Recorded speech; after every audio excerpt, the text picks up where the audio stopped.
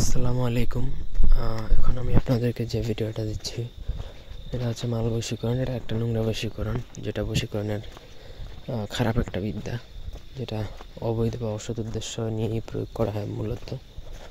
প্রথম থেকে পুরো ভিডিওটা না টেনে শেষ পর্যন্ত দেখুন। আমার চ্যানেলটা সাবস্ক্রাইব করবেন, লাইক কমেন্ট শেয়ার করবেন। ব্যক্তিগত যে কোনো প্রয়োজন বা যে কোনো কাজের জন্য স্ক্রিনে দেওয়া নাম্বারে সরাসরি ফোনে, হোয়াটসঅ্যাপে বা ইমোতে যোগাযোগ করে যে কোনো কাজ করাতে পারবেন, দেশে বা দেশের বাইরে থেকে।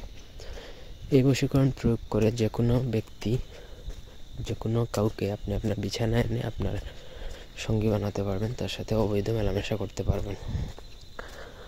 নকশা দেখুন, একটা কিতাবুল ফেরাউনের নকশা, একটু বড় কিন্তু খুবই পাওয়ারফুল। এই নকশাটা প্রথমত আপনাকে লেখা শিখতে হবে। এটা হচ্ছে আপনাকে অরিজিনাল কেশর এবং কস্তুরি দুইটা কালি একত্রে মিশিয়ে, সেই কালির সাথে নিজের একটু স্পার্ম বা বীর্য মিশিয়ে কালি তৈরি করে ওই কালি দ্বারা আপনাকে নকশাটা লিখতে হবে ভোজপাতায়।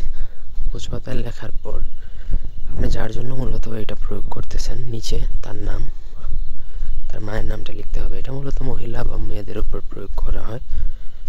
তো আপনি যার জন্যই প্রয়োগ করেন তার নাম লিখবেন, তার মায়ের নাম লিখবেন।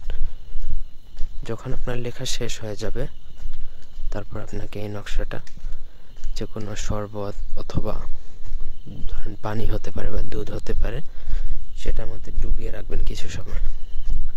ডুবানো হয়ে গেলে সেই পানি বা দুধ বা শরবত উদ্দিষ্ট ব্যক্তিকে খাইয়ে দিলেই তৎক্ষণাৎ সে আপনার প্রতি মোহিত হবে, এবং এই মোহিত হওয়ার সাথে সাথে সে আপনার প্রতি আকর্ষিত হয়ে যাবে, আপনার সাথে মেলামেশা করতে চাইবে। এই বশীকরণ একবার প্রয়োগের ফলে সেটা একটা না এক সপ্তাহ স্থায়ী থাকে। ওই এক সপ্তাহ আপনি তার সাথে যা খুশি তা করতে পারবেন। তবে এই না যে এটা আপনি খারাপ উদ্দেশ্যে প্রয়োগ করতে হবে। এটা আমি শিক্ষার স্বার্থে দিচ্ছি, একান্ত প্রয়োজন আমার সাথে যোগাযোগ